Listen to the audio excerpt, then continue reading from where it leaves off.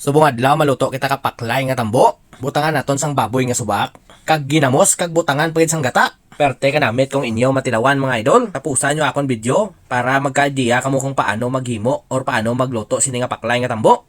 Una amo ni aton makinanglano no. Ang lan may ara na kita nga nakihad nga tambo. Ahos Bombay kag luy ang kinanglan. Siyempre ang aton baboy nga pangsubak kag hindi gid madula ang aton nga gata. Ang gata amo ni ang nagasilbi nga pang creamy sa aton nga pinaklay nga tambo. Kag importante may ara kakalaha. Ari aton unahon kag ibutang ang aton kinihad nga baboy or aton nga himuon nga pangsubak sa aton pinaklay. Aton gid inang ibutang una para nga magmantika siya. Antes naton lunod ang aton tambo. Nanglan aton makitaan ang baboy nga daw medyo na prito na siya. Amo na ang time nga paglunod naton sang iya mga panakot. Pagkita naton nga daw naga golden brown ang baboy, ilunod na naton ang ahos. Kag aton gisahon ang ahos gamay.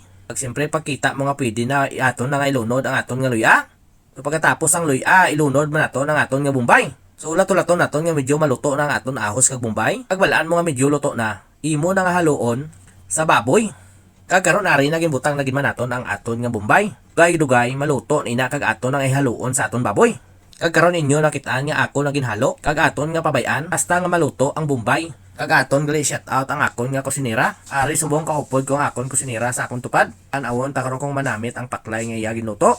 Subong pwede na naton ibutang ang aton nga tambo. Kay aton nga nakitaan nga ang baboy daw golden brown ang itsura niya. Gilayon ilunod na nato ang atong tambo mga kaidol. Sa mga hindi kabalo magluto sang paklay, tan-awan nyo lang ang step by step nga amon ginubra.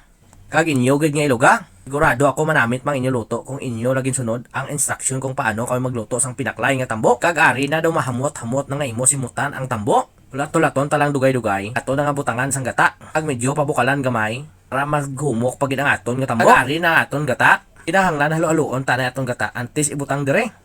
Kaya ang aton gata ang ginabakal, amo na ang powder. So kinahanglan naton nga halo-haloon kay ang iba nagabilog-bilog pa. Kag antes din naton butangan sang gata, butangan anay naton sang pinakamahamot nga ginamos. Iban dira nga dugay nga wala katiraw sang ginamos, galaway-laway naman subong siguro. Amo ni ang ginamos ang silbi nga pangpahamot sa aton nga ginaluto kag panamit man. O subong aton nga batyagan ang kahamot sang ginamos samtang aton ginabutang. Kag dugay-dugay aton ang ibutang nga aton nga gata. Pre medyo madamo aton gata para medyo malagan aton gamay. Lagaon gid naton gamay kay para maghumok ang aton nga tambo. Karon ari na ginbutangan naton ang aton nga gata. Samtang galuto kita mang shout out anay kita sang aton mga followers. Aton anay shout out si Benji Galio. Kag iya ginapa shout out ang mga Galio family. Shout out man naton si Ikit Castor Catalunya. Shout out man kay Lynn Balgos. Shout out man kay Antonita Labiscase. Jan Edsel Ohare.